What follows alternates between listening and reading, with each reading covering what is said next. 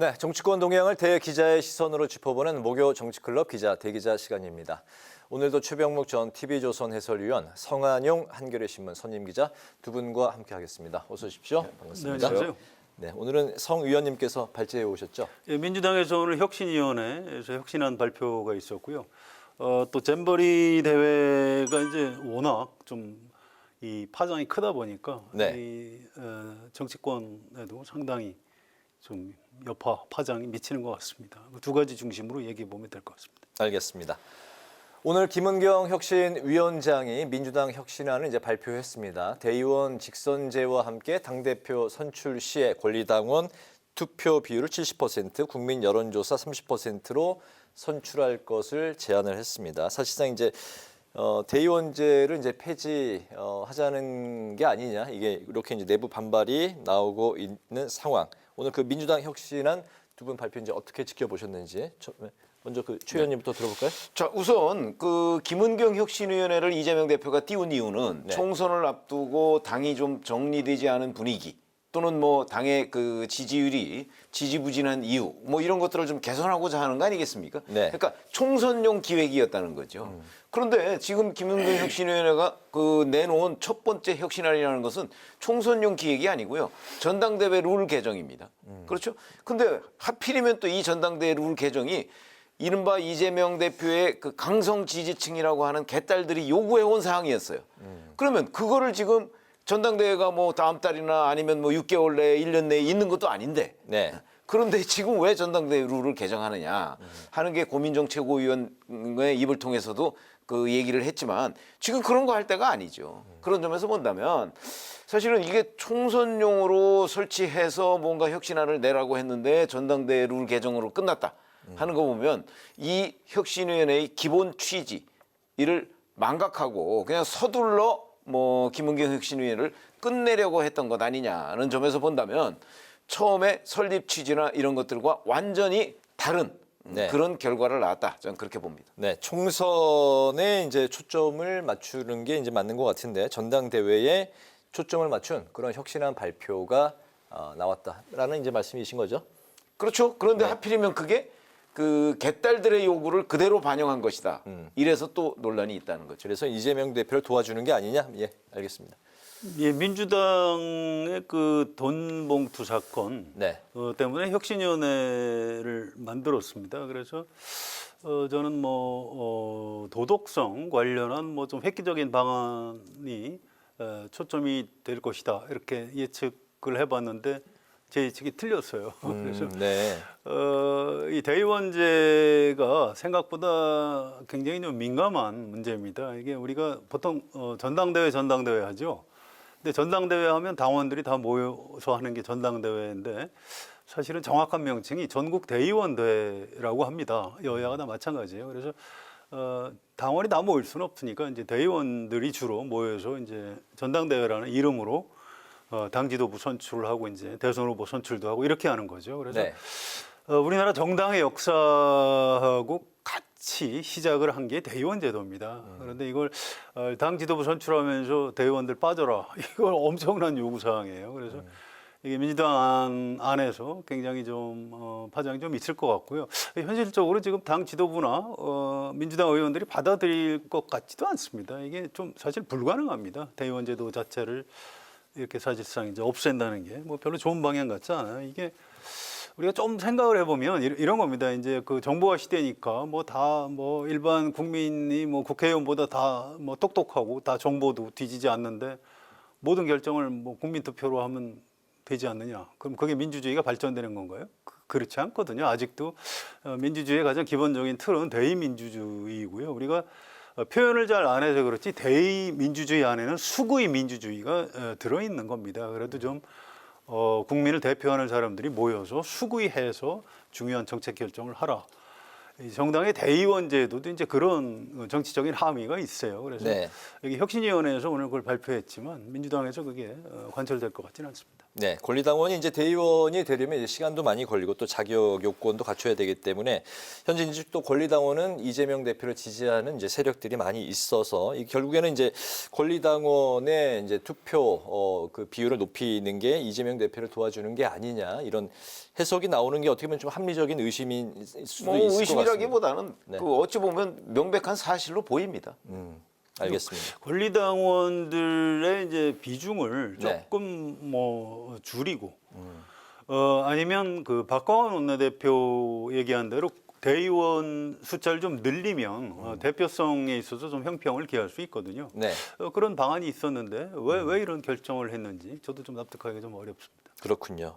어쨌든 오늘 이 발표를 끝으로 민주당 혁신위가 이제 활동을 종료한다고 이제 밝혔는데 김 위원장은 현역 의원 이제 공천시에 불이익을 강화하고 중진 원로 정치인의 용퇴를 제한한다고 했습니다. 바로 이 그 중진 원로의 용퇴 제한이 기존에 이제 좀 예상이 됐었던 3선 이상의 그 중진 의원들이 같은 지역구에 출마를 할 경우 감점을 준다, 뭐 불이익을 준다. 이거를 이제 좀 약간 좀 그 선회해서 이렇게 바꾼 걸 대체한 걸로 이렇게 좀 바라볼 수 있는 상황인데 김한규 이제 민주당 의원이 혁신위는 사실상 이제 결정할 수 있는 권한은 없고 어젠다, 그 이슈를 던지는 그런 게 그 본래 역할이다라고 이제 이야기를 했습니다. 하기 때문에 이슈를 던진 이 상황에서 향후 이제 민주당에서는 앞으로 이제 어떤 일들이 펼쳐질지 두 번째 이슈를 좀 들어보겠습니다.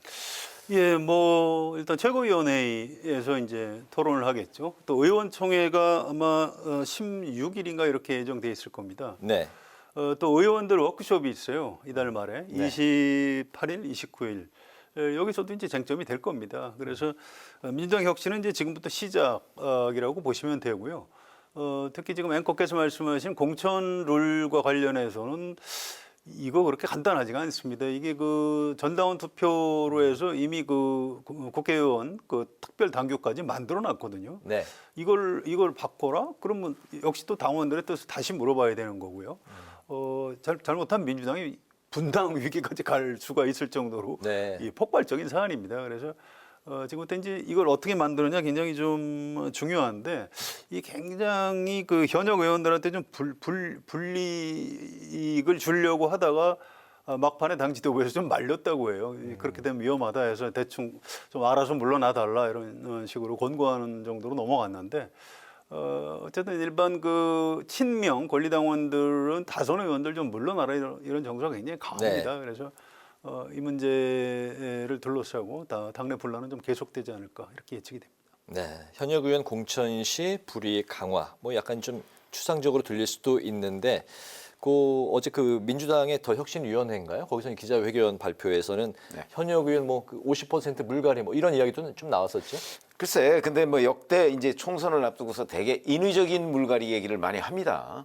근데 이거는 이제 뭐 의원 평가 뭐 이런 얘기를 하잖아요. 네. 근데 의원 평가라는 게 지도부의 입김에서 완벽하게 벗어날 수가 없습니다. 그렇기 때문에 이런 것들 되면 결국은 나중에 지도부를 향한 반발 같은 게 생기기 마련이거든요. 네. 그리고 그게 임의의 잣대로 그 평가가 이루어지는 경우가 꽤 많습니다. 그렇기 때문에 정치에서는요, 이게 뭐 점수로 따져서 뭐 50점은 뭐 합격, 뭐 49점은 뭐 불합격 이렇게 될 수 있는 상황이 아니기 때문에 제가 보건대는 별 의미가 없는 룰이다 이렇게 생각을 하고요. 네. 그다음에 뭐 전 현직 의원들 다선한테 뭐 용퇴를 권고했는데 아마 실제 전 현직 다선 의원들 별로 신경 안 쓸 거라고 저는 봅니다.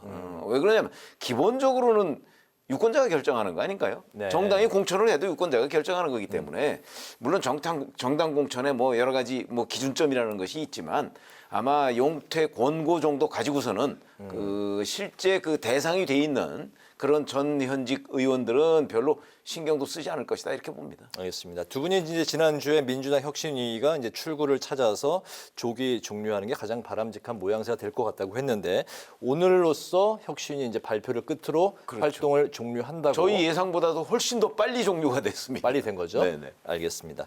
그 이재명 민주당 대표가 이제 17일에 백현동 개발 특혜 의혹과 관련해서 검찰 소환 조사에 응하기로 했습니다. 피의자 신분, 자격으로 이제 출두를 하게 되는 건데 자신의 이제 SNS에는 국가 폭력이다 뭐 이런 이제 불쾌감을 표현을 했습니다. 앞서 이제 국회의원 불체포 특권을 이제 포기하겠다 이렇게 의사를 밝혔던 이 대표인데 검찰 조사에 응하고 출두를 하게 되면 이게 민주당을 포함한 정치권이 이제 어떤 파장을 가져올지 성 의원님부터 들어볼까요? 글쎄요, 이게 벌써 한 네 번째인가요? 검찰 출두하는 게 그 정도 될 겁니다. 영장을 한 번 들어왔고 출두는 한 네 번째 되죠. 네. 또 이제 백현동은 이제 서울중앙지검에서 수사를 하고 있고요. 뭐 소환할 거라고 다 알고 있었던 사안입니다. 또 쌍방울 사건이 있죠. 이건 수원지검에서 하고 있는 걸로 알고 있습니다. 그래서 이 나중에 이제 영장 청구를 하게 되면 이걸 아마 병합해야 될 것 같아요. 그런데 뭐 검찰 내부의 기술적인 문제입니다만 이걸 중앙지검 쪽으로 이렇게 몰아서 할지 수원지검으로 병합을 해서 할지 그걸 잘 모르겠어요. 아무튼 네. 그런 절차가 필요하기 때문에 한 8월 말이나 뭐 9월까지 넘어가지 않느냐 뭐 이런 예측들을 하고 있고요. 우리가 지난주 또 지난주에 계속 얘기했듯이 지금 이른바 사법 리스크 네. 이재명 대표와 민주당의 사법 리스크가 지금 계속 되고 있는 그런 장면이죠. 그래서 뭐 좀 두고 봐야 됩니다. 우리 앞으로 계속 매주 이 얘기를 해야 될 것 같은데요. 다만 이게 이거 쌍방울 사건하고 또 약간 다른 것 같아요. 이제 배임 혐의인데. 이제 선출직 공무원들이나 네. 뭐 임명직 공무원들을 배임 혐의로 기소는 많이 하지만 최종적으로 유죄가 잘 안 나오는 게 이제 배임이라는 범죄입니다. 그래서 이 부분에 대해서 이제 이재명 대표는 할 말은 많을 거예요. 왜 나만 가지고 이러냐? 정치 탄압이다 이렇게 주장을 하는 건데 네. 결국 이 문제는 최종적으로 법원에서 유무죄가 가려질 것이다 이렇게 예측을 합니다. 알겠습니다. 뭐 쌍방울 대북 송금 문제와 그다음에 지금 백현동 특혜 의혹 이 두 가지를 묶어서 영장을 청구할 것이냐 아니면 각각 할 것이냐는 건 아직 검찰에서 결론을 안 낸 걸로 저는 알고 있고요. 네. 근데 이제 백현동 특혜 의혹 같은 경우는 너무나 증거가 많아요. 뭐 배임이라고 하지만 배임죄 자체가 물론 다툼의 여지가 있습니다. 그러나 이거는 기본적으로 용도 변경의 권한은 시장의 권한이거든요. 근데 이재명 대표는 국토부가 압박을 하는 바람에 어쩔 수 없이 해줬다고 하는데 그 박근혜 정부 때 국토부가 압박했을 때 이재명 대표 당시 성남시장이 몇 번 거부한 적이 있어요. 네. 근데 이재명 그 성남시장의 최측근이라는 사람이 시행업자 그 회사에 들어가고 나서부터 일사천리로 진행이 됐거든요. 네. 그렇기 때문에 이거는 그 현장의 그 담당 공무원이나 이런 사람들의 증언, 그다음에 권한이 누구한테 있느냐, 뭐 이런 것들이 너무나 명백하기 때문에 네. 저는 뭐 이번에는 아마 법망을 피해가기가 굉장히 어려울 것이다 이렇게 봅니다. 그렇군요. 그 성 의원님께서 이제 그 이재명 대표의 사법 리스크를 이제 언급을 하셨는데 관련해서 이제 이화영 전 경기도 평화부지사의 재판이 이번 주에 있었고 이게 이제 또 파행으로 연결이 되면서 많은 말들이 나오고 있습니다. 관련해서 이제 김기현 국민의힘 대표가 오늘 그 이재명 보수 구하기 시도가 극에 달한다면서 영화 아수라의 대자뷰를 보는 것 같다라는 이제 평가를 내렸습니다. 이 영화 이제 그 아수라를 잠깐 언급을 드리면 2016년에 개봉을 했고 가상의 악덕 시장을 다룬 영화였는데 그 화천대유 사건이 터지면서 다시 역주행을 했고 이 영화의 모티브가 이재명 전 성남시장이 아니냐 이런 한간의 주장이 나오고 있기 때문에 이제 그 김기현 대표가 이런 언급을 한 것으로 보입니다. 이화영 변호사가 친명계 인사다라면서 이제 철저한 수사까지 김기현 대표가 요구를 했는데 이번 사태 어떻게 바라보고 계십니까? 사실은 이게 7월 18일에 그 이화영 그 전 부지사가 검찰에서 이제 진술을 조금 바꾸면서 시작됐는데요. 네. 그런데 그 전후 즈음에 이화영 전 부지사의 부인이 뭐 갑자기 탄원서를 써가지고 냈는데 원래 탄원서라는 건 재판부에 내는 거거든요. 근데 민주당에다가 냈습니다. 네. 이 자체가 여론전이라고 볼 수가 있고요. 그다음에 그 어간에 또 박찬대 최고위원이라는 사람이 이화영 전 부지사 측을 만나서 뭐 회유를 했다는 그런 논란에 휩싸였고요. 그다음에 이화영 전 부지사의 옥중 편지를 그 부인이 받아와서 또 그것도 민주당에서 공개를 하고 이화영 전 부지사 부인이 또 남편의 변호인을 일방적으로 해임하고 이러면서 지금 거의 한 달여간 공전이 됐단 말이죠. 네. 다음 재판은 8월 22일 날 하는데 그다음에 이번에 이제 김형태 변호사가 보였던 여러 가지의 논란되는 행동들 뭐 예를 들면 그 피고인하고 전혀 상의도 하지 않고 재판부 기피 신청서를 낸다든가 아니면 의견서도 피고인한테 보여주지도 않고 낸다든가 이런 건 있을 수 없는 일이거든요. 그러면 이런 일들에 대해서 뭐 지금 그 검찰은 이제 변협에다 뭐 징계 청구를 하겠다 이렇게 얘기를 합니다만은 이런 것들의 원인이 뭐냐? 뭐냐면 이게 이화영 전 부지사의 진술 그는 결국 이재명 당시 경기도지사의 사법 리스크하고 아주 직결되는 얘기입니다. 그러니까 결국 이재명 대표 지키기를 위해서 지금 그 주변에 있는 변호사들이나 아니면 이화영 전 부지사의 부인이 나선 것 아니냐 하는 의심을 받게 되는 것은 전 아주 합리적이라고 생각을 해요. 그런 점에서 이제 재판 지연이다 이런 비판을 받고 있는 거죠. 근데 그거는 물론 우리가 분석적으로 얘기를 하는 것이지만 네. 객관적으로 볼 때 재판에서 아주 이례적인 장면들이 연속적으로 지금 나오고 있기 때문에 네. 아마 이재명 대표 지키기라는 의심을 받아도 민주당으로서는 별로 할 말이 없을 것이다 이렇게 생각합니다. 네, 김영태 변호사죠. 김형태 변호사. 김형태 변호사. 네. 그 윤석열 대통령과 사시 동기로 아니 이제 알려진 것 같은데. 그보다는 이제 민변의 네. 그 창립 멤버고 예. 계속해서 지금 그 일종의 민주당 성향을 보여왔다는 거는 뭐 다 알려진 얘기입니다. 알겠습니다. 어떻게 바라보고 계십니까? 그러니까 이 이재명 대표에 대한 수사나 재판, 또 이화영 전 부지사 재판, 이걸 뭐 보고 있는 사람들이 많아요. 우리나라 국민들은 대부분 관심이 있을 테고요. 네. 또 뭐 특히 언론에서는 굉장히 취재를 해서 이제 보도를 정확히 해야 되니까요. 그런데 이걸 김기현 대표가 집권 여당, 그것도 보수 여당의 대표인데 이렇게까지 뭐 보수 구하기 시도라는 등 뭐 영화 아수라의 데자뷰를 보는 것 같다. 이렇게까지 이 강하게 비판하는 게 무슨 도움이 되는지 잘 모르겠어요. 오히려 좀 점잖지 못한 겁니다. 그냥 뭐 좀 안타깝다. 우리 그 제1야당의 대표가 어떻게 뭐 이런 처지가 됐냐. 이거 법과 정의를 엄격하게 실현해야 한다. 이렇게 좀 점잖게 코멘트를 했으면 좋지 않았을까. 이런 아쉬움이 좀 있어요. 그리고 이화영 전 부지사의 변호사가 친명계라고 얘기하는 건 무슨 근거가 있는지 모르겠어요. 그건 좀 그렇지 않은 걸로 알고 방금 있고요. 최 의원님께서 말씀하신 민변과 이제 민주당의 민변이 더 친 이재명입니까? 그렇지 않아요. 아니 그렇지 친명은 않고. 좀 그 친민주당이라고 얘기를 할 수는 있겠죠. 나름 이제 민변이라는 모임 자체가 옛날에 이제 좀 인권 변호사들 중심으로 만든 데니까 이제 거기서 이제 여러 가지 활동을 한 분이니까 뭐 그렇게 정치적인 성향은 얘기할 수 있겠죠. 그런데 지금 김기현 대표가 얘기하듯이 무슨 친이 이재명 이건 옳지 않은 얘기입니다. 이건 재판은 어쨌든 검사, 판사, 또 변호사, 또 피의자, 당사자들이 굉장히 치열한 법리적인 논쟁을 벌이는 그런 무대입니다. 그래서 당사자들은 지금 피가 마를 거예요. 그리고 지금 정리가 잘 안 되고 있는데 네. 변호사가 이제 기피 신청했다가 당사자 확인해 보니까 그게 아니다. 그래서 그럼 다시 그냥 재판을 하자. 이런 식으로 해서 이게 정리가 아직 안 되고 있어요. 이걸 조금 더 지켜봐 주는 게 맞을 것 같고요. 이걸 가지고 무슨 친 이재명 변호사가 이재명 구하기를 한다 이런 식으로 폭언을 퍼붓는 건 저는 온당하지 않다고 봅니다. 이게 이 전에 하태경 의원인가요? 이화영 부지사가 진술을 바꾸는 걸 보니까 이해찬 전 대표가 이화영 부지사를 이재명 대표를 손절하는 것 같다 이런 얘기를 방송에서 그런 한 적이 있어요. 예. 네. 아니 왜들 이러는지 모르겠어요. 그런 식으로 모든 걸 무슨 정치적인 역학관계에 따른 음모로 설명을 하는 거는 그건 옳지도 않고 또 그래서는 더 이상 그래서는 안 되는 겁니다. 이건 좀 여야 간에 공방을 하더라도 좀 서로 좀 조심해 줘야 될 그런 부분이 있는 것 같습니다. 제가 이제 그 질문도 드렸었던 기억이 나는데 그거는 이제 좀 과한 해석이다라는 이제 말씀이신 거죠. 알겠습니다. 이제 잼버리 사태로 좀 넘어가 보겠습니다. 이제 요즘에 국민들이 335 모이면 사석에서도 바로 이 잼버리에 관련한 이야기들을 꼭 하고 있는 정도로 부실 운영 논란이 굉장히 이제 파장이 커졌는데요.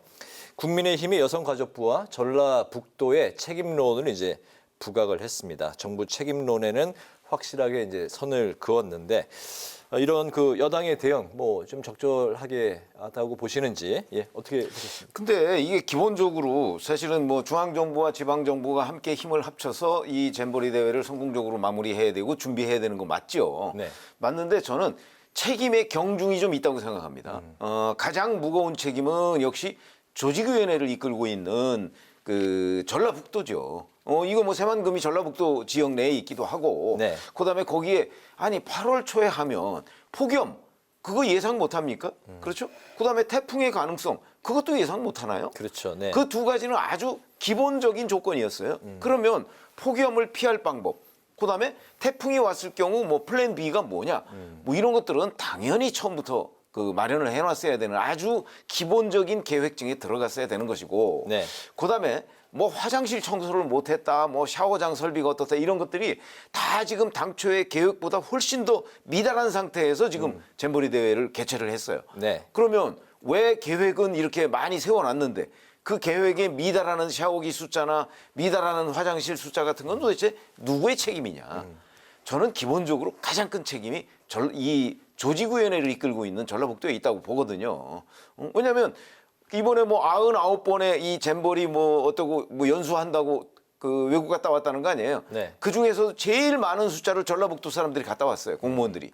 그것만 봐도 벌써 전라북도가 가장 큰 책임이 있다는 게 저는 됐고, 여성가족부 아니 물론 뭐 책임이 당연히 있겠죠. 뭐 총괄하는 뭐 이런 책임도 있고요. 그래서 그 책임의 경중 뭐 지금 국민의힘은 여성가족부와 전라북도 외에는 그럼 책임 없느냐? 저는 그것도 아니라고 보고. 네. 여하튼 이번 이제 내일까지 뭐 이제 이걸 완결을 하고 이제 그 사람들은 이제 떠날 테니까 떠나고 난 뒤에는 네. 확실히 이 책임 문제를 시시비비를 완전히 가려야 될 것이다 이렇게 생각합니다. 네. 제1 책임 소재는 조직위원회가 있는 전라북도다. 알겠습니다. 네. 이거는 그 어떤 정부 여당의 태도에 좀 문제가 있다고 봐요. 이를테면 지금 최병목 의원 말씀하신 대로 이게 어디에 책임이 있는지는 언론이라든지 전문가들 또 이 행사 끝난 다음에 뭐 국정조사를 하든 아니면 뭐 필요하면 검찰이나 경찰에서 수사를 하든 뭐 그런 식으로 뭐 가리면 될 겁니다. 네. 그런데 원래 이제 뭔가 문제가 생기면 야당은 정부 여당을 이렇게 공격을 하는 겁니다. 지금 여당도 그랬어요. 그러면 잼버리 대회에 뭔가 난리가 난 건 사실 아닙니까? 나라 네. 망친다는 건 사실 아니에요. 네. 그럼 야당이 공격할 수 있는 겁니다.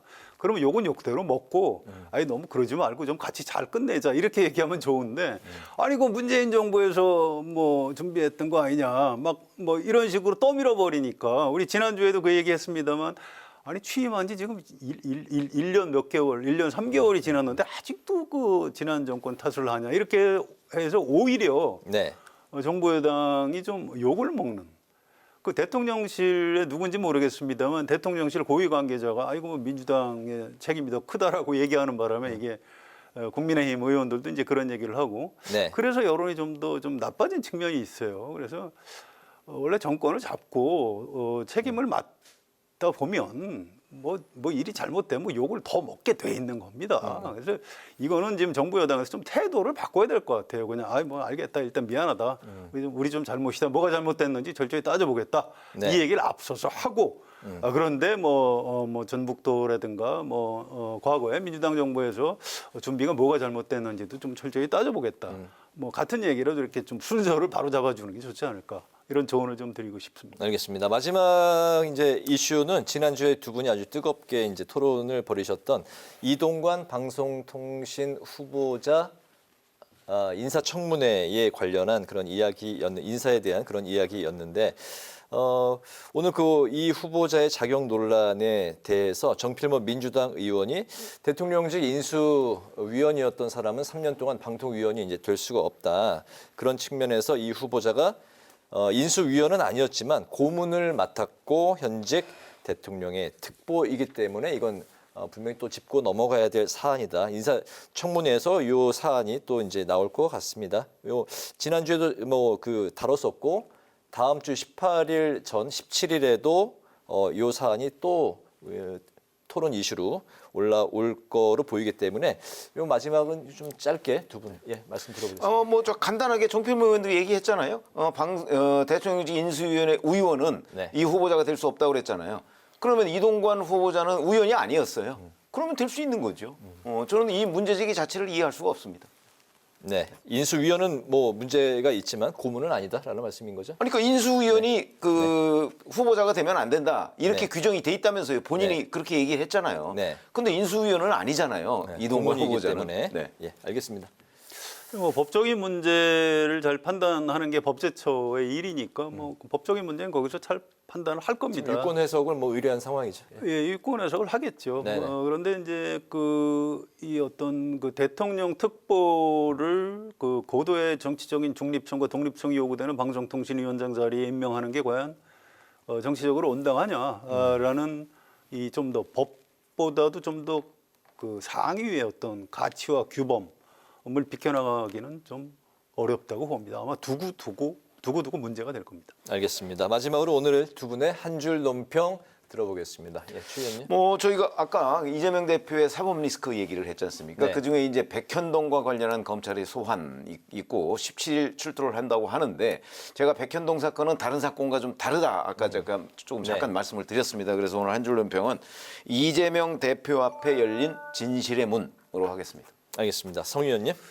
예, 이동관 후보자 뭐 아직 청문회 해봐야 알겠습니다만 지금 윤석열 대통령 태도로 봐서는 뭐 아주 뭐 부적격이라는 어떤 팩트가 나와도 그냥 밀어붙일 것 같아요. 이게 내년 총선 일정하고 지금 언론 지형하고 좀 관련이 있는 것 같은데 이게 좀 걱정입니다. 이게 뭐 전 정부에서 그랬지 않느냐 이런다고 해서 뭐 지금 정부에서 이렇게 하는 게 뭐 잘한 일이다 이렇게 얘기할 수는 없다고 봐요. 또 이동관 후보자가 카메라 앞에서 한 말이 있습니다. 오늘 한 줄 논평 그 말을 그대로 제가 반복해 드리는 걸로 하겠습니다. 언론은 장악 대상이 아니다. 네, 알겠습니다. 오늘 목요 정치클럽 기자 대기자 지금까지 최병묵 전 TV조선 해설위원 성환영 한겨레 신문 선임 기자와 함께 잼버리 사태에 대한 여야 책임 공방 그리고 이동관 방통위원장 후보자 자격 논란에 대한 오늘의 전국 현안을 살펴봤습니다. 두 분 말씀 잘 들었습니다. 고맙습니다.